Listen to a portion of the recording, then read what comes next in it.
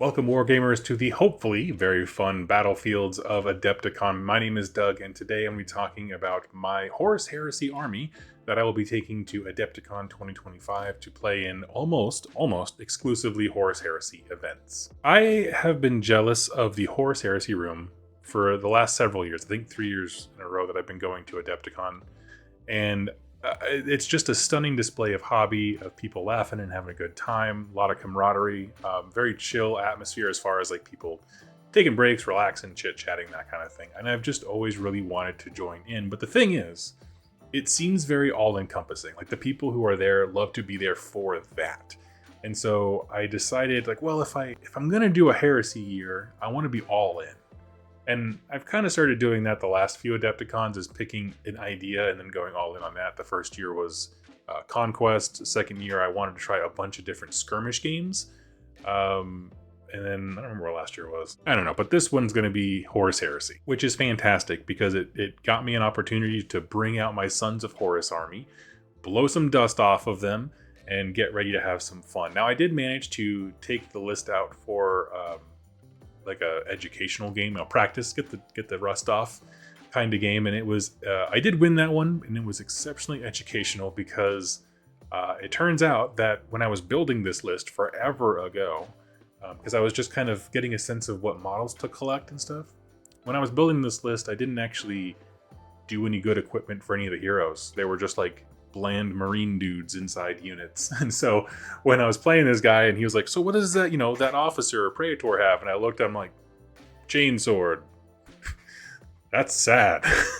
But it was some nice practical knowledge. So I took it all apart and re-dissected it, made some really cool heroes. And so I wanted in this video to share my thematic 3,000 points of Sons of Horus that I'll be taking with me to Adepticon. I got a great piece of advice from my buddy Ned, which was when you're building a 3K list, at least have 1,500 points that is there to do work. And so that's kind of what I was really working on, as far as you want some of your list to have teeth, even if you have, almost a third of it that's just there for fluffy reasons or fun stuff you wanted to try or narrative things. That's cool. Have something that can deliver a nosebleed to your opponent. And so that's what I was kind of operating. Now, the Adepticon events do have their own sort of campaign pack. The Phyrix sector, I think is what it's called. Essentially, there's secondary, like narrative themed objectives that kind of dictate how the overall story is going. And so over the course of the weekend, all the people playing various Horus Heresy games of different scale and size will contribute to this one singular story. So let me introduce you to my character in that story. Even before the heresy began, the wolves of Horus were madmen, butchers, slayers, executioners. Call them what you want, the wolves of Horus were effective in achieving the compliance of worlds in a highly efficient manner. When the day of betrayal dawned, the wolves relished in the chance to apply their skills to their loyalist brethren.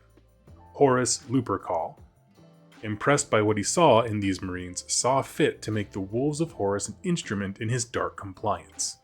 In this way, the galaxy would bleed as the emissaries of mankind's new master performed the black reaving across the stars. So simply put, this is my traitorous Sons of Horus Legion, a 3,000 point list designed specifically around the thematic rite of war, the black reaving. Now, if you're unfamiliar with this particular part of heresy lore or whatever, essentially the Sons of Horus are known for their excessively deadly shock assaults. Things move in fast, they hit exceptionally hard, but that's it. It's just an initial burst of momentum. Now, the pros to this particular rite of war, just to kind of give this a super summary, is that I get to have Reavers, who are sort of like the elite marine troops of Sons of Horus. I get to have them as troop choices with the word line, which is awesome. So that's, again, my elite marine type. And I can also deep strike in my Justaran Terminators, which is a huge win. In addition to those things when it comes to special rules and whatever, army-wide, if I have a Sons of Horus unit charge an enemy that's already in combat with another of my units, the charger gets Rage 2, so 2 additional attacks on the charge. This is going to become very, very important, and I've gotten better at making more effective use out of it. But essentially, you charge or let one unit be charged, and then you countercharge with the Reavers, and it gives them Rage 2. I mean, it can be any unit in Sons of Horus, whatever, but Reavers are where the action's at, let's be honest. And that's all in addition to the general Sons of Horus rule that in the first round of combat, I believe it's my enemy is -1 strength, if I'm not mistaken. But regardless, it does stack with that. Now, the cons, the drawbacks or taxes for this list, is that I must take a Master of Signals, which, to be honest, is not the worst tax ever. He just makes sure my Deep Striker goes well. But the big punishment is that I have to have more fast attack than heavy choices in my list, which can definitely hamper the means by which I can get real firepower. But the idea is you make up for it in surging and swamping up the enemy and just hacking them up real fast. So thematically, they're trying to lean you towards these highly aggressive infantry units that rush forward. They want to be counterattacking and doubling up on enemy. And the big guns, what few of them there are kind of following up behind. Now, when I make a list for literally any game, whether it's Age of Sigmar, 40k, Horus Heresy, I always try to have at least 3 scary things in my list. That can mean a lot of different things based on your army rules or whatever. What I mean is I want my opponent to have to worry about 3 different things because it forces them to kind of juggle their resources. So in this particular list, what I've kind of broken that down to is the left hook, the right hook, and the headbutt. So let's take a look at the left hook. We have the Master of Signals and an Apothecary are going to join a 20-man unit of tactical marines, and their job simply is to rush up the board and take up space. They're going to be supported behind them with a Contemptor Dreadnought and a Rhino filled with Reavers. Now, I've seen what happens if those Reavers are allowed to charge and get Rage 2. It's quite gross, and the 20-man blob, I would say like 75% of the time, can hold on just long enough to tie some unit up and allow the Reavers to countercharge. And that's really how I get the most out of the Rage 2. Now, it can be that if the Reavers get bogged down, the tactical marines can charge and they get Rage 2. You know, it doesn't really matter, but I guess what I'm saying is it's nice that you get these multiple punches within each flank. So that's the left hook. The right hook is very, very similar. There's a Herald, an Apothecary running with 20 Despoilers. I know Despoilers would probably be the optimal choice for both big squads, but I wanted something with some kind of bolter guns just in case they go up against like Admech or something like that. Mechanicus, that's what it is. But fundamentally, they're trying to do the same thing. Just tie up large groups of enemies. They're again supported by a Contemptor Dreadnought and a Rhino full of Reavers. So those are my 2 forces that can either go to the left, the right, up the center, wherever the objectives are taking me. But that third block, that third threat, is what I call the headbutt. It is a block of 10 Just Aaron Terminators, 5 with Power Fists and 5 with Lightning Claws, along with a Praetor in Cataphracti armor, teleporting into the backfield, generally, either the center or the center back. When they are allowed to get a charge off, which generally happens, I mean, the Master Signal helps a little bit, but when they're allowed to get a charge off, Just Errands are just absolutely gross. Weapon skill 5. They can also benefit from the Rage 2 thing if they happen to charge something that's already engaged. And I get to hold them up in the sky because I just get to scare my opponent. The longer they're up there, the more of a liability they can become during a given game, which is fantastic. Rounding out the list with the last few bit of points that I have are just kind of some odds and ends, if you will. I have 2 squads of full multi-melta Sky Hunters, and I need those 2 separate units because I want more fast attack than I have heavy choices. As far as the actual bikes themselves go, I've actually just had good luck picking both squads and then just deciding on which tank, rhino, target, whatever just needs to go round 1. Whatever's the most important, I'm just going to throw them at it. I don't care if they die. They're going to explode or whatever. And I'm totally fine with my opponent dealing or wasting shots on them while my 2 big blobs move into position to absorb a charge or countercharge or whatever it is. I view these guys as highly disposable. And since I have 2 fast attack choices, I can pick 1 heavy choice, and that is going to be a full last cannon team. Is it the best choice? Probably not, but I like the consistency of it, and I find them effective. And like I said, they're really the job of these 3 units is to identify what is the scariest thing on the board that my opponent has at the start of the game, and we're going to go all into that. Ideally, that is if it's scary because it's damage output rather than being defensive. It might require more of the army to be able to hurt it in that case.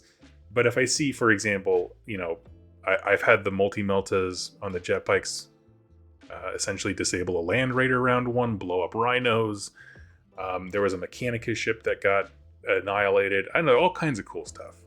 So you never know. It's worth rolling the dice at, and it's worth making your opponent sweat for nothing. Now, I've tested this list quite a bit now. I think I'm 4 games in, and it's an immense amount of fun for 2 distinct reasons. One, it favors aggression, which is so my style it's not even funny. What I mean is, win or lose, this game is going to be quick. Either I'm going to punch through and take all of these points, or I'm going to wilt under fire. If you just have enough anti-infantry shots, I will. Regardless, it will be brutal and fast. And secondly, and I talked about this with my good buddy Trevor here locally as we were discussing events for Adepticon, this list has a ton of dudes. Okay, it's just a ton of infantry.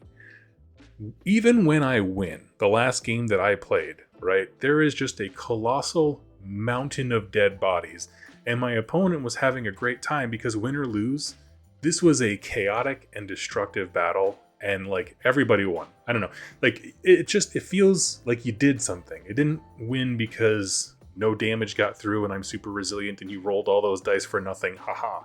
No, you killed a ton of stuff. Wasn't that brutal? It is a list that gives a satisfying conclusion, win or lose, to both players. Part of that is because it does have an obvious strength and an obvious weakness, right?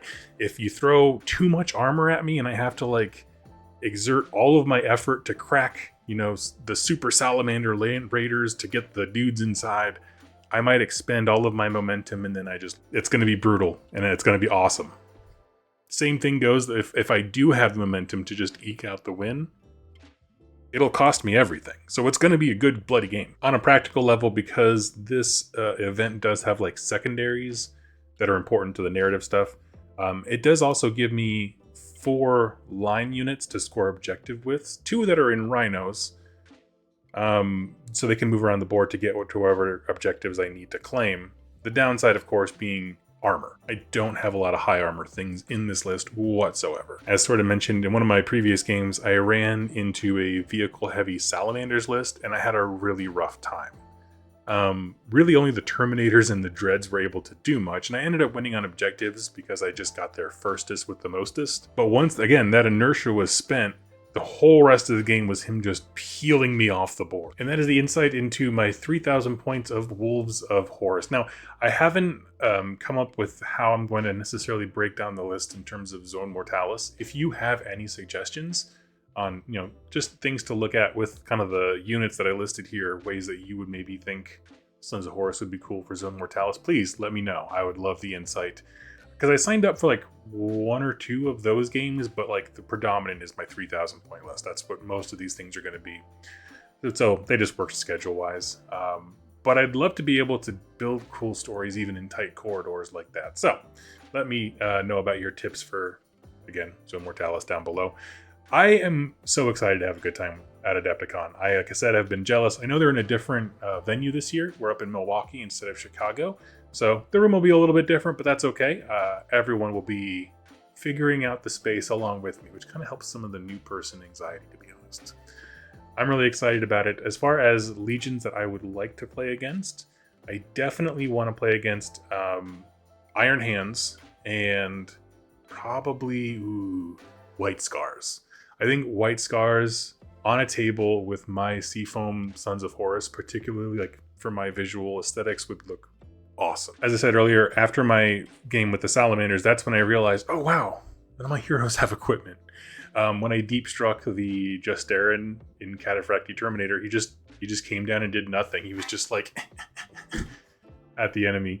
He did absolutely nothing of note. So now they're kitted up. I dropped, I think, a scout squad and got everybody some decent weapons. Nothing too over the top or crazy, but everyone's kind of outfitted to where I can reasonably be like, haha, my hero will challenge your hero and not be embarrassed immediately. We'll see how that goes. If you are a regular of the Adepticon event, please let me know if this is a list that you would have fun playing against. Again, I limited it to 2 Contemptor Dreads because those can be a little bit suffocating. And I leaned into a very infantry-heavy Black Reaving list that features all of the units that it wants to thematically, and I thought made the most sense. So that's where I'm coming at from this. If you have input about my list or suggestions on ways to make it fit better with the Adepticon event narratively, let me know. I'll think about it. No promises, but I like this. Regardless, I'm so excited to see you at Adepticon. Please come up and say hi, and I'd love to get a picture and shake your hand. So thank you so much for watching and listening, and I'll catch you next time. Happy Wargaming.